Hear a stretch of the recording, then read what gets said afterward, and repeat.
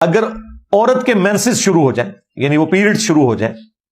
تو کیا اس کا روزہ ٹوٹ جائے گا؟ جی، اس کا روزہ ٹوٹ جائے گا۔ اس کی وجہ یہ ہے کہ بخاری مسلم میں حدیث ہے، عائشہ سلام اللہ علیہا کہتی ہیں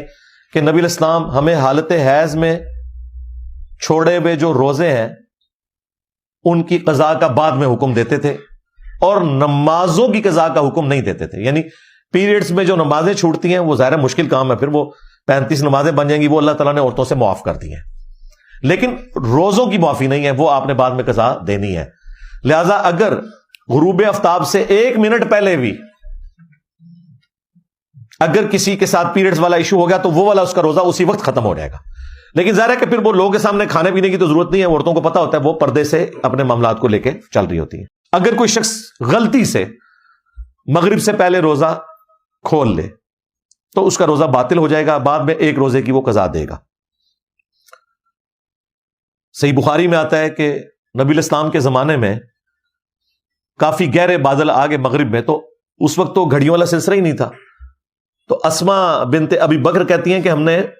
روزہ کھول لیا اور بعد میں سورج نکل آیا، تو وہ عبداللہ ابن زبیر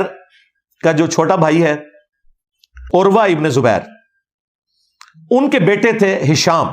وہ یہ روایت بیان کر رہے تھے۔ تو وہ ہشام بن عروہ سے کسی نے پوچھا کہ جب سورج نکل آیا تھا تو پھر وہ روزے کا کیا بنا؟ تو انہوں نے کہا روزے کی قضا دی تھی، اس کے سوا تو کوئی چارہ ہی نہیں تھا۔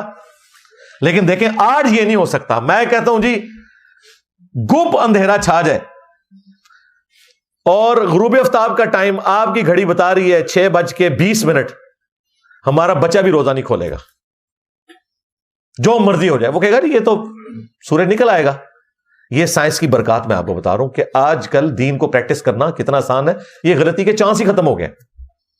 تو اس سے یہ بات پتہ چل گئی کہ اگر کوئی شخص اس طریقے سے غلطی کر بیٹھے تو وہ بھول چوک اس کی معاف نہیں ہوگی، اس کا روزہ اسٹیبلش ہی نہیں ہوگا اس کیس کے اندر۔